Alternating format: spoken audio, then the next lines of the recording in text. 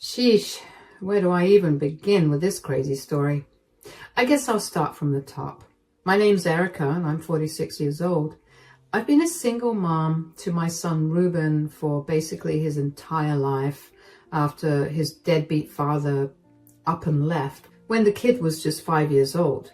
Yup, that's right. This freeloading bum of an ex of mine decided being a parent wasn't his vibe anymore, so he just dipped out without a second thought. Left me high and dry, scrambling as a suddenly single mother just trying to make ends meet. I'll be the first to admit I probably overcompensated massively once Ruben's dad was out of the picture.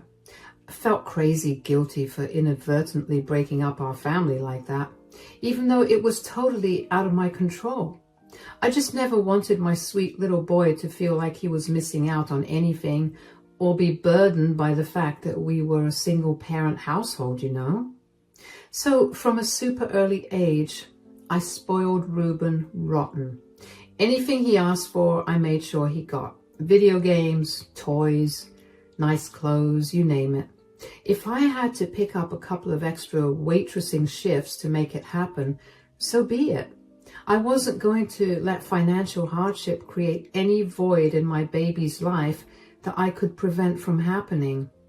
Well, in hindsight, that was a huge goddamn mistake on my part, because the time Ruben hit his teenage years, I had enabled him into the world's most ungrateful, spoiled brat you ever saw. I'd be at work all day, doing whatever crummy job would hire someone without much of an education to make sure there was always food on the table and a roof over our heads. Meanwhile, back at home, my teenage son would just be lazing around in his underwear, making a total mess of the place. Empty pizza boxes, soda cans everywhere, the smell of dirty laundry wafting through the apartment. When I'd get home exhausted after pulling a double shift, you bet your ass Ruben wouldn't lift a finger to clean up after himself.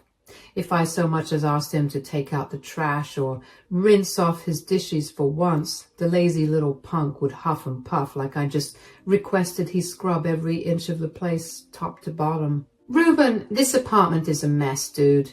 Do you think maybe for once you could actually pick up after yourself around here?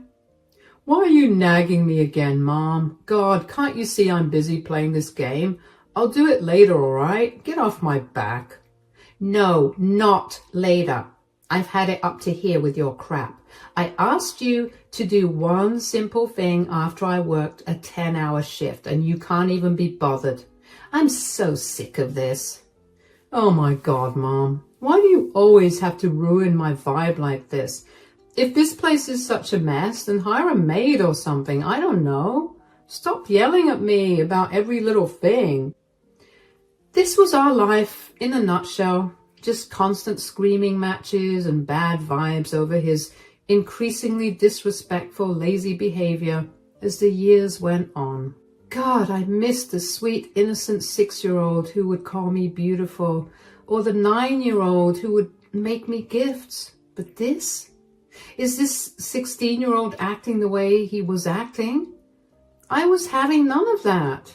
I'd get livid watching him sit on his butt day after day, failing out of school and never lifting a finger to help around the house. But I always chickened out on really following through with any tough love punishments. I'd yell until I was blue in the face, sure.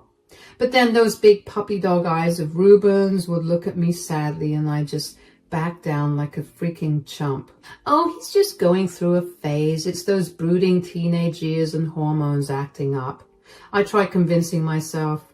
Or kids these days are just lazier and more entitled. It's really not his fault.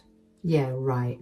By the time Ruben hit his early 20s, my mouthy underachiever of a son had managed to top his long list of disappointments yet again by getting himself kicked out of community college for perpetually skipping class. Awesome. I made him apply again and again to more free programs just so he could at least have some sort of certification under his belt. But clearly the apple didn't fall far from the tree when it came to his crummy father's crappy work ethic. Unbelievable, Ruben. You got yourself kicked out again? It's not my fault their classes are boring as hell, right?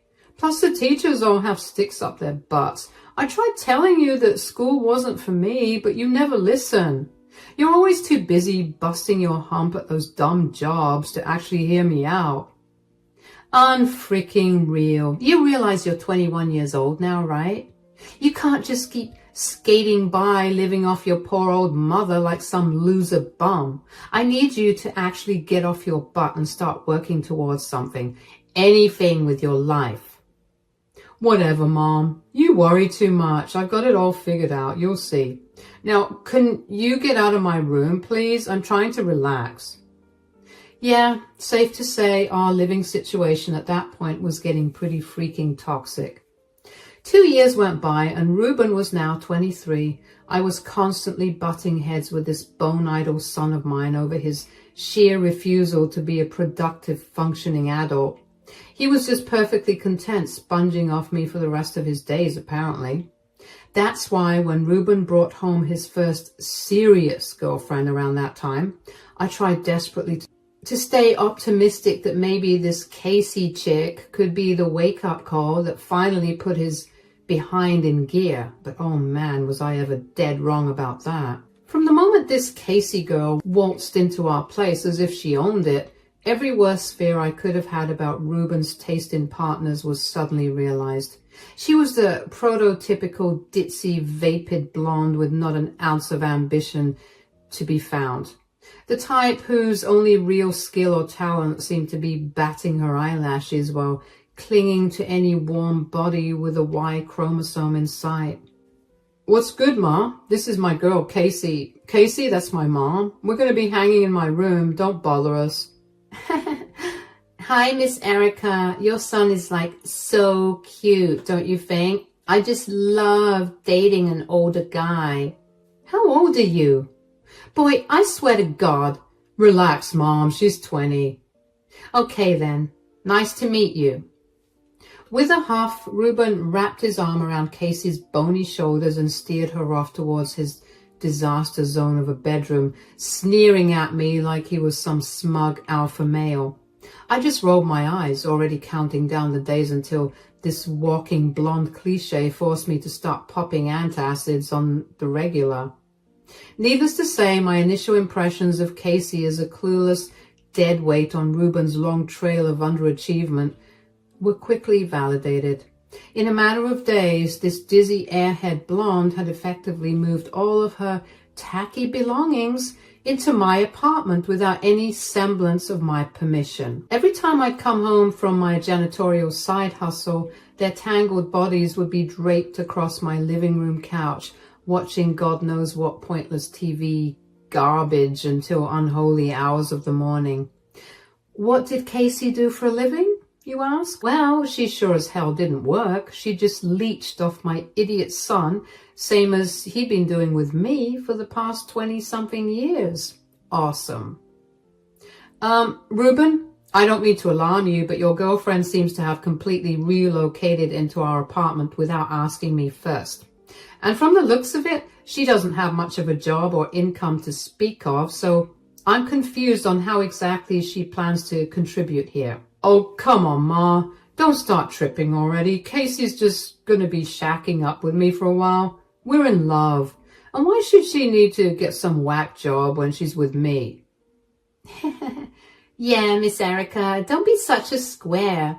Me and Ruru are totally gonna get married someday anyway, so like, what's the biggie? You should be happy. I want to stay here and keep your baby comfy. I stared at the two of them with my jaw practically unhinged, completely baffled that this vacant bimbo had the nerve to invite herself to indefinitely mooch off of my hospitality in my own damn house. I could feel the blood starting to boil in my face as the repressed resentment from years of Ruben's unappreciative entitlement reached a boiling point. This insane comment from Casey about me being thrilled she'd be shacking up permanently with my jobless man-child of a son was simply the last straw. Are you two kidding me with this nonsense right now? Listen up. I don't care how ridiculously infatuated you both think you are. There's no way in hell I'm allowing this freeloading blonde bimbo to move into my place without contributing a single cent. I've already supported one lazy bum for over 20 years. I'll be damned if I take on another. Yo, chill out, Mom. What the hell? Why you gotta be disrespecting my girl like that? Casey ain't no bum. Miss Erica, that was so mean. I can't believe you'd say something like that about your future daughter-in-law. Future daughter-in-law? Oh, Lord, give me strength. This is completely unacceptable. You hear me? Reuben, I put up with your lazy butt taking advantage of my hospitality for far too long as it is. But I'll be damned if I let this clueless, no ambition having leech try to set up the same parasitic living arrangement in my home. Where are her parents, huh? Casey started bawling at that point, frantically looking to Reuben for support, as those empty eyes of hers welled up with crocodile tears. I almost started to feel a tinge of guilt for unloading so harshly, until I remembered that this was my home she'd callously invaded without a second thought. Meanwhile, Reuben's face had contorted into the familiar brooding mode, the vein on his forehead pulsing like it always did whenever I tried enforcing any sort of rule or order in his life. I could practically see the steam fuming out of the kid's ears. Are you kidding me right now? You're going to kick my girl out of here when she hasn't even done anything? God, you're such an uptight hag sometimes. I can't deal with it. You watch your mouth when you're talking to me in my house, you hear me? I've enabled your lazy behind for way too long as it is. And now you're trying to freeload off of me even more by bringing home this aimless little floozy as a permanent roommate? Get real. Whatever, Mom. You know what? Forget you. If you're seriously going to be like this towards Casey, then we're out of here. Let's go, babe. We don't need this disrespect. Okay, Reuben, if that's what you want. Fuming, Reuben grabbed Casey and started storming out towards the door. And just like that, my idiot son was going to take off into the night with this empty blonde vortex he'd shacked up with, without a plan, without anywhere to go, all because his pride was too bloated to stomach being called out on his nonsense for once. Well, if he was determined to act like the petulant little boy he'd always been conditioned to be, I figured I might as well not stop him. Maybe he could use the wake-up call of life on the streets to set his butt straight once and for all. You know what, Reuben? Go ahead. Take your little girlfriend and get out. Sleep on a park bench for all I care, because I'm not putting up with the disrespect anymore.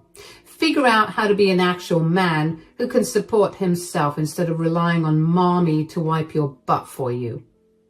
For a second, a flicker of doubt passed over Reuben's face, clearly not having expected me to actually call his bluff by kicking him out. I saw Casey desperately grab his arm and whisper something in his ear, probably wondering where the hell they'd even go from here. But my hard-headed son wasn't about to let me have the last word. He huffed out a breath, shot me one last venom-filled glare, then stormed out of the apartment, dragging his vacant new girlfriend by the hand. I watched them go from the window, wincing as I heard the door slam so hard on their way out that the tacky decorative plates on my wall shook. Well, that could have gone better, I thought to myself. I'd be lying if I said part of me didn't immediately start second-guessing that whole disastrous confrontation. My emotions were so scrambled. Part of me was fuming at the sheer audacity of Reuben and this Casey chick had shown by imposing on me like that. But I also felt that all too familiar pang of motherly guilt and worry. Did I take things too far by just putting my own son out on the streets like that with no plan? I'd gotten so fed up with his crap that in the heat of the moment I thought maybe some tough love would be the wake-up call he needed to finally get his stuff together. But was I really just abandoning him instead? My mind flashed to terrible scenarios of Reuben and Casey resorting to despicable things or getting mixed up with dangerous people, just to have any kind of roof over their heads. I tried reassuring myself that he was an adult man, not some helpless child. Still, my maternal instincts were difficult to shake no matter how old he got. The first day after kicking them out, I moped around my suddenly quiet apartment, racked with worry over whether I'd done the right thing. I cleaned up the mess Casey had left behind in the living room, her ugly blonde hair extensions and old mascara sticks strewn about. Part of me wanted to reach out to Ruben and see if maybe we could hash things out. But another, more stubborn part of my psyche figured this whole ordeal could be the perfect tough love exercise to get through his thick skull. He'd angrily storm off in a huff like a moody teen before, only to inevitably come crawling back when he realized he'd made a bad decision. Maybe then he'd finally grow up and start taking some responsibility in life. So I toughed it out, distracting myself by burying my nose in work as usual. By the fourth day, though, my twitchy hands betrayed my calm and collected facade by repeatedly reaching for my phone, resisting the urge to blow up Ruben's number to make sure he was all right. Okay, I'll admit it, I was starting to get seriously worried about my son and where this whole messy situation had left him. By the seventh day, with no word from Ruben, I finally caved and reached out to the friend I dreaded calling most, the police. Yeah, hi. I'd like to file a missing persons report or whatever the process is. I haven't seen or heard from my son in over a week now, and I'm just really starting to get worried about him. I detailed the whole wretched saga to the police officer over the phone, sparing no details from Ruben's increasingly outrageous levels of disrespect that culminated in me kicking him out with his freeloading girlfriend in tow. To my dismay, the cop on the line didn't seem to share the same sense of urgency as me over my missing son's welfare. I see. Listen, ma'am, is your son an adult, over 18? Well, yes, he's 23, and he left of his own free will after an argument, correct? You didn't report him being forcibly taken against his will or anything? I mean, no, not exactly, but I had no choice. He brought this girl to live with us without my permission. I kicked him out in anger, but I never thought he'd be gone this long. It's not like him at all. I'm worried he could be in real trouble somewhere. Ma'am, I hear your concern, but from what you're telling me, this is more of a domestic dispute than an official missing person case. Your adult son willingly left the home after a disagreement and even brought his girlfriend with him. While I know it's upsetting as his mother, that doesn't necessarily constitute him as a missing person in the eyes of the law.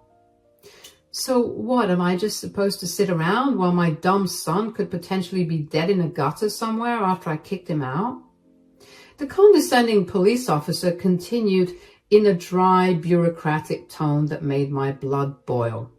Now, ma'am, let's not think like that. I'm simply saying from a legal standpoint, your 23-year-old son leaving of his own accord after a disagreement doesn't qualify as a missing persons case just yet. We have to reserve those kinds of resources for legitimate cases of endangerment or foul play being suspected. This is unbelievable. So you're telling me you can't do a single thing to try and locate my son, who I haven't heard from in over a week? What kind of service are you people providing here? I sympathize with your situation, ma'am. I really do. But we can't devote missing person resources to situations like this where an adult voluntarily leaves home after a dispute, even if it's against your wishes as their parent. My suggestion would be to wait it out a little longer and see if he resurfaces.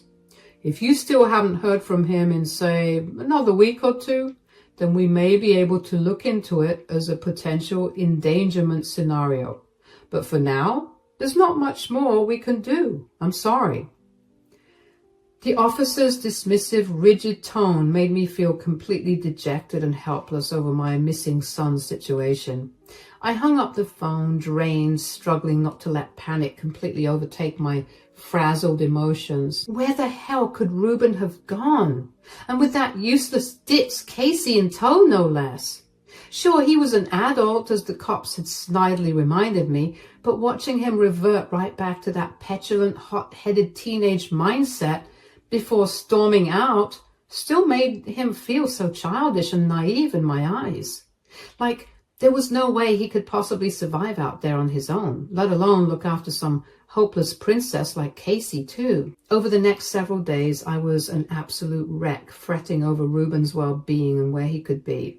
My thoughts spiraled to the darkest possible scenarios. What if he really was lying cold and alone in some back alley after getting mixed up with nefarious people? I'd obviously given up on not texting him at this point. I was blowing up his phone, but there was no response, nothing. What if something terrible had happened? What if he got hit by a truck or gotten to the point of trying to support himself and Casey through illegal, dangerous activities? The nauseating visions wouldn't stop spinning through my head. Unable to be productive around the apartment, I decided to busy myself by taking on extra cleaning shifts at the office buildings where I worked. It was mindless work, but at least it took my mind off the worrying for brief periods. Any downtime, though, and my thoughts would instantly revert right back to Ruben. Then, a little over 2 weeks after our heated argument, one of my co-workers gave me a tip that shook me to my core. They claimed to have spotted my son begging for spare change downtown with some ditzy blonde on his arm. My heart sank into my stomach. But at the same time, I felt a sense of relief just knowing he was seemingly still alive and accounted for out there. The next day, I decided to leave work early and take a little trip downtown myself based on where my co-workers said they'd seen Ruben and Casey. Sure as heck, there was my grown-ass son sitting on an overturned milk crate, hand outstretched while slowly rotating a tarnished styrofoam cup full of change. That vacant look of Casey's was equally unmistakable as she sat listlessly next to him on the dirty sidewalk. Despite the wave of anger I felt at catching them in such a lowly scenario, I forced myself to hold back from flying off the handle and starting a scene.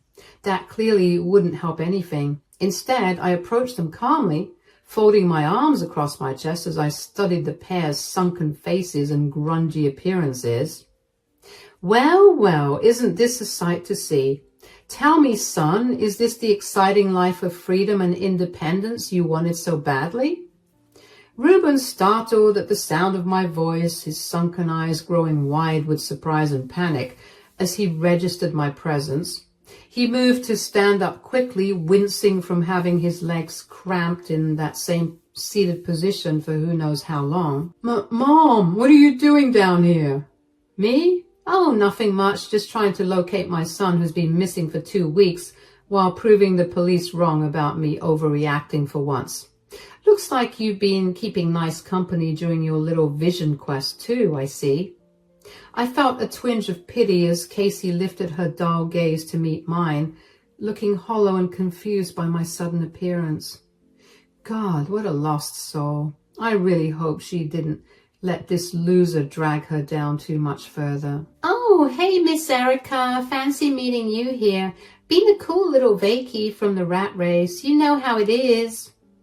Uh-huh, sure thing, sweetie. Listen up, you two. Your little Renaissance fair ends today. I'm taking you both back home with me right now before either of your brain cells starts turning to mush from whatever fumes you've been inhaling out here. Are you kidding me right now? You kicked me out onto the streets over some stupid fight, so that's what I do. Start living on the streets. Ain't no fang. And now you want to act like you're all of a sudden concerned about me? Forget it, Mom. I've got this lifestyle handled. I couldn't stop myself from barking out a bitterly sarcastic laugh right in Ruben's face. Oh, he had things handled, did he? By aggressively surviving off pennies and funky sidewalk sleeping bags. I've seen more together hobos than this. Still, despite wanting nothing more than to berate him for being so hopelessly out of touch with reality, I took a deep breath and recentered myself. At the end of the day, he was still my flesh and blood, and I needed to be the mature one here for both our sakes. Son, whether you want to admit it or not, you've completely bottomed out here. I get that you're trying to prove some kind of point to me or to yourself maybe. But let's be real, all right? You were a grown man living entirely off your own mother's dime back home, freeloading and not lifting a single finger to be a contributing adult. And now your big independence move was to come out here and take the art of mooching off society to a new extreme? When does it end, Reuben? I looked him dead in the eyes, looking for any trace of pride or bravado left as his shoulders slumped in resignation, but I pressed on, knowing it was for his own good. You can try to act all tough and unfazed by this life, but we both know that's not the future either of us wants to see you relegated to. This is just pathetic, plain and simple. So here's what's going to happen. You and Bevis and Butthead here are coming back home with me right now, getting cleaned up, and we're going to have a serious family discussion about growing the hell up for once in your life before all your potential is completely flushed down the drain. Maybe then we can start salvaging some of the dreams and aspirations I thought you'd want for yourself, instead of decaying into a bunch of gutter trash. Understand me? Reuben opened his mouth as if to protest, but seemed to think better as he absorbed the concerned but stern tone of my ultimatum. He closed his eyes, nodding slowly as the weight of his recent life choices appeared to be descending on him all at once. Casey just looked back and forth between us, her usual vacant expression making it impossible to gauge if any of this was truly registering. I figured I'd let Reuben be the one to break the reality to her. He was the idiot who dragged her down into this squalor with him in the first place. With a resigned sigh, my son began gathering the meager belongings they'd accumulated in their weeks living on the streets. I spotted him stuffing a wadded-up McDonald's bag filled with their pitiful panhandling change into his ratty backpack. Had he really sunk to a point of homelessness where even spare coins meant that much? It was a sobering sight to see. The ride back to my apartment was silent and uncomfortable. The three of us crammed in the back seat of a Lyft I'd ordered. Reuben avoided making eye contact, staring out the window with a brooding look, while Casey dozed slightly against his bony shoulder. I couldn't wait to get them into a shower. The pungent stench wafting off them was absolutely rancid.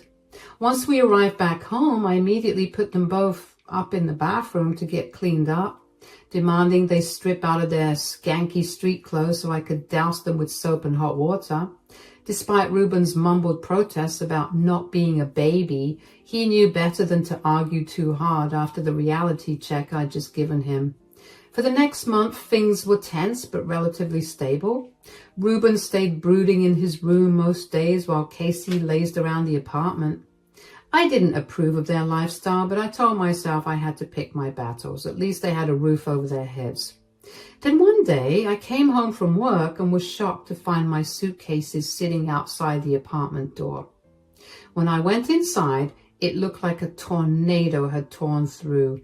Casey's tacky belongings were strewn everywhere. I pulled Reuben aside and demanded to know what the hell was going on. With an arrogant smirk, he informed me that he was evicting me from my own apartment.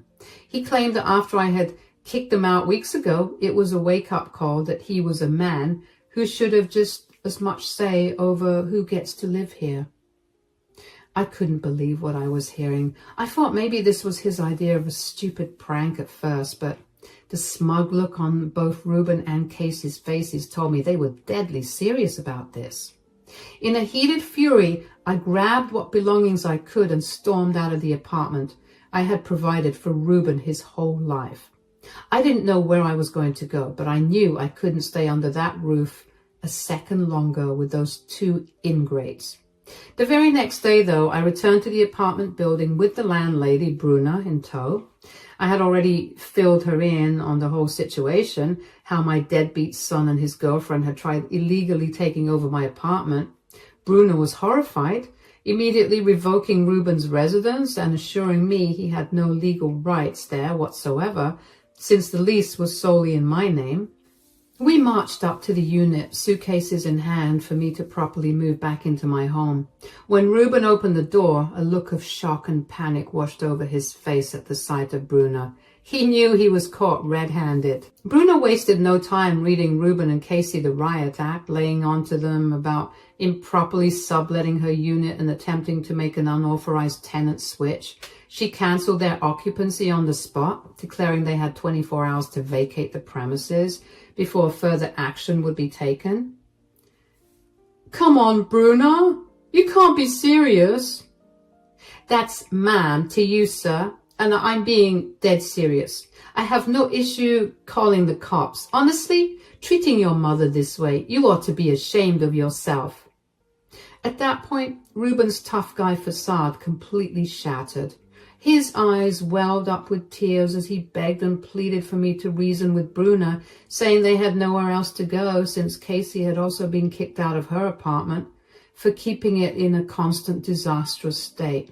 But I was unmoved by the crocodile tears, and with a cold, dismissive shrug, I stared back at my sniveling son and simply said, "Well, Reuben, you wanted to play hardball and be treated like a man who can make his own rules, so congratulations, you're finally getting that independence you thought you deserved. You made your bed, now you can lie in it. Or should I say, on whatever park bench or public bathroom floor you end up sleeping in from now on. Because you're sure as hell not staying here after trying to illegally take over my home." Reuben fell to his knees, bawling and begging for me to give him another chance, saying he made a mistake and that as his mother it's my job to forgive him. But I was unmoved. His unappreciative, ungrateful behavior had finally caught up to him in the harshest way possible. If he wanted to learn what being a self-sufficient man was like the hard way, so be it. Bruna gave me a curt nod of approval, respecting that I was finally putting my foot down on my mooching son's entitled antics. We turned and headed back to the apartment, suitcases in hand, as Reuben and Casey's wails of panic and anguish echoed down the hallway behind us. To this day, it's a bittersweet feeling watching them suffer from the consequences of their own arrogance and ingratitude. Most nights when I gaze out my apartment window, I can see Reuben and Casey posted up on the bench across the street, napping during the day, bickering at night with no plan or ambition beyond scouting their next temporary living situation. Part of me feels I did the right thing, finally cutting off the endless enabling of my son's lazy mooching ways. Another part is just saddened to see the person I sacrificed so much for reduced to such a sorry, homeless state, all because he lacked fundamental life skills or a work ethic. I'm sure if I opened my door, he'd come rambling back eventually, hungry for the comfort and stability I used to provide on the silver platter. But until Reuben can show he's truly learned his lesson and is committed to being a productive, responsible adult, that door will remain firmly closed to him. Sometimes tough love is all that's left when you've given every other chance in the world to someone unstoppable in their determination to keep failing themselves. It's a harsh truth, but one Reuben sadly had to learn the hard way.